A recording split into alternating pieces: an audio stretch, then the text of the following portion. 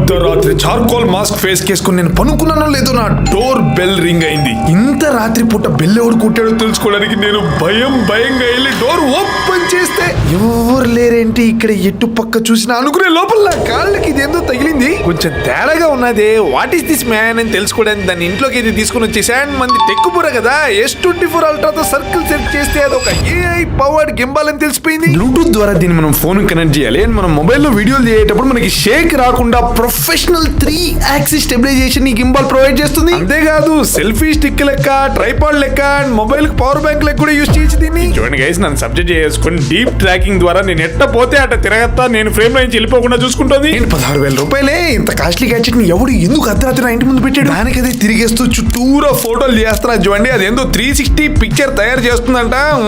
మళ్ళీ నా ఫేస్ చూడండి. అండ్ ఇక్కడ మూల అంటే ఎలుగు దెయ్యంలా మరి ఇంట్లో నా చుట్టే తిరుగుతుందా?